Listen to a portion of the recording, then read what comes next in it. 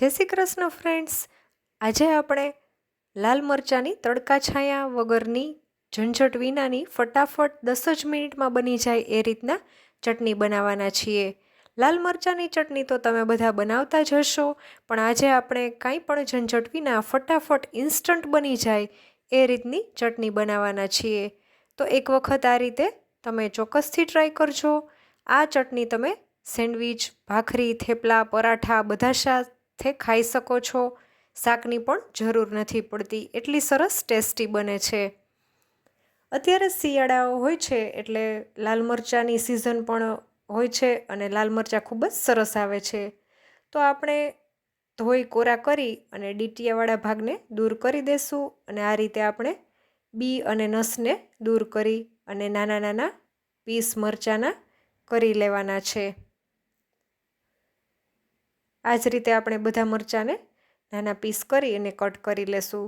તો તમે જોઈ શકો છો મરચાંના આપણા સરસ કટ થઈ ગયા છે।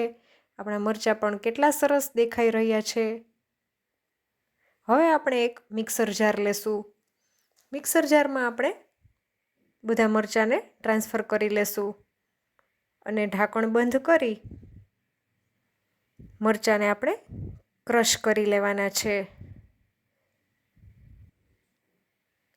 ત્યાર પછી આપણે ખોલી અને ચેક કરી લેશું।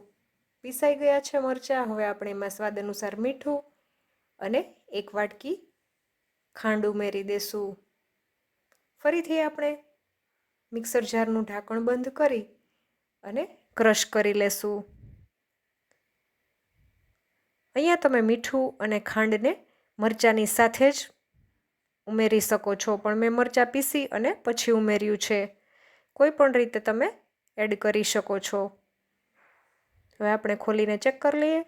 મરચાં સરસ આપણા ક્રશ થઈ ગયા છે। તો હવે આપણે જે વાસણમાં ચટણી બનાવવાના છે એ વાસણમાં આપણે ટ્રાન્સફર કરી લેશું। હવે આપણે ગેસ ઉપર એ જ તપેલીને રાખી દઈશું અને ગેસની ફ્લેમ આપણે ફાસ્ટ જ રાખવાની છે અને આ રીતે આપણે સતત ચલાવતું રહેવાનું છે। મરચાંમાંથી પણ પાણી છૂટે છે અને ખાંડનું પણ પાણી થાય છે, એટલે બધું જ પાણી ઓગળી જાય ત્યાં સુધી આપણે ફાસ્ટ ગેસ ઉપર જ રહેવા દેવાની છે।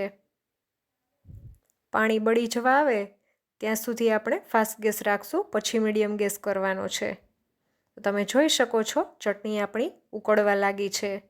અહીંયા આપણે મરચાં એકદમ કડક હોય એવા જ લેવાના છે, એટલે આ ચટણી તમે લાંબો ટાઈમ સુધી સ્ટોર પણ કરી શકો છો।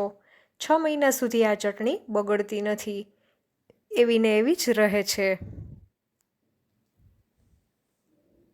હવે તમે જોઈ શકો છો બધું જ પાણી બળી ગયું છે અને આપણી જે ચટણી હતી એના કરતાં અડધી થઈ ગઈ છે, ક્વોન્ટિટી ઓછી થઈ ગઈ છે।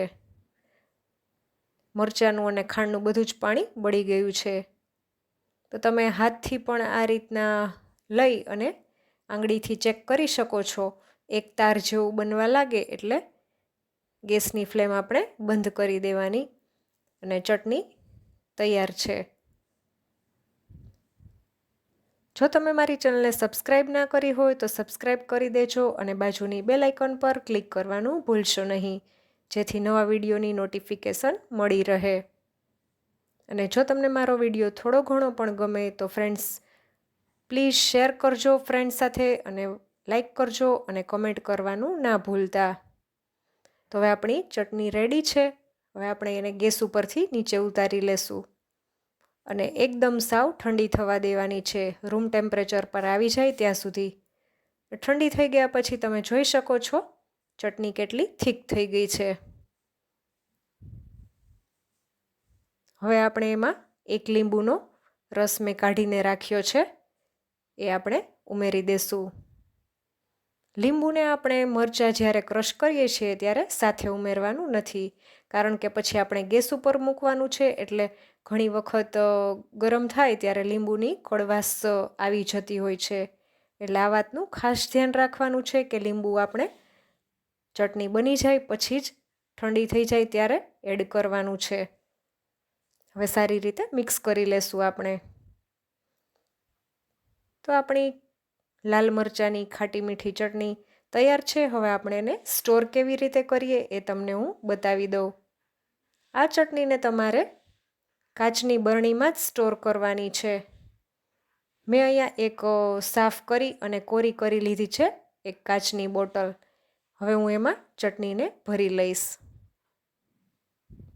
આ ચટણી 6 મહિના સુધી બિલકુલ પણ ખરાબ થતી નથી અને તમે ભાખરી, થેપલા, પરાઠા, બ્રેડ, સેન્ડવિચ બધા જોડે ખાઈ શકો છો. ખૂબ જ સરસ એવી આ ચટણી લાગે છે. એક વખત આ રીતે ચોક્કસથી ટ્રાય કરજો અને આ ચટણીને તમારે ફ્રીઝમાં રાખવાની છે. એ વાતનું ખાસ ધ્યાન રાખજો. ફરી મળીશું નવા વિડીયો સાથે. ત્યાં સુધી આવજો. Thanks for watching.